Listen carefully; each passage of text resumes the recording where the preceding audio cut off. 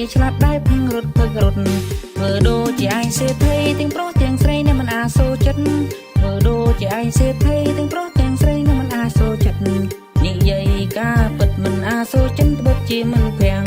មានលុយតែលែងឈ្មោះជាមិនភាំងតែមិនយល់ចិត្តគ្នាសាច់ខ្លាយប៊ីយ៉ាពីធូរកន្លែងណាសម្បូរតែស្រីស្អាតសាច់ខ្លាយប៊ីយ៉ាពីធូរកន្លែងណាសម្បូរតែស្រីស្អាតអ្នកម្នាក់ខំសង្វាតរកស្រីស្អាតទៅក៏ឯងចេញលុយ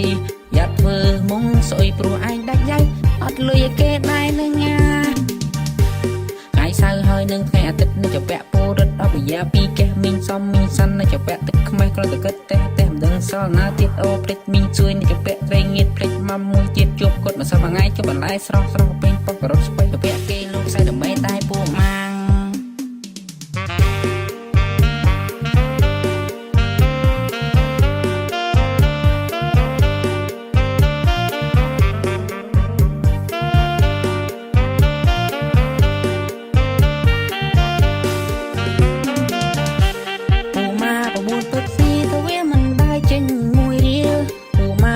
ព្រឹកស៊ីទៅវាមិនដែរចេញមួយរៀលតុងឯងវេទនាខ្លាំងមុនខាងទីនៅតែឯងចេញដែរ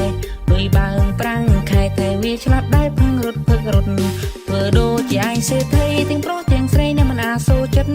ធ្វើដូចជាឯងសេដ្ឋីទាំងប្រុសទាំងស្រីនៅមិនអាសូរចិត្តនិយាយការពិតមិនអាសូរចិត្តត្បិតជាមិនភាំងមានលុយតែលែងឈ្មោះជាមិនភាំងតែមិនយល់ចិត្តគ្នាសាច់ខ្លាយប៊ីយ៉ាពីធូរកន្លែងណាសម្បូរតែស្រីស្អាតសាច់ខ្លែប៊ីយ៉ាពីធូរកន្លែងណាសម្បូរតែស្រីស្អាតអ្នកម្នាក់ខំសង្វាតរកស្រីស្អាតទៅក៏ឯងចេញលុយយ៉ាត់ធ្វើមុងស្អុយព្រោះឯងដាច់យ៉ៃអត់លុយឲ្យគេដែរនឹងថ្ងៃសៅរ៍ហើយនឹងថ្ងៃអាទិត្យនឹងចពាក់ពោរត់អបយ៉ាពីកេះមីងសំមីងសាន់នឹងចពាក់ទឹកខ្មេះគ្រាន់តែគិតតែមិនដឹងសល់ណាទៀតអូភ្លេចមីងជួយនឹងចពាក់ត្រីងៀតភ្លេចមកមួយទៀតជួបគាត់មកសប្ងៃជប់បន្លែស្រស់ពេញប៉ុករត់ស្ប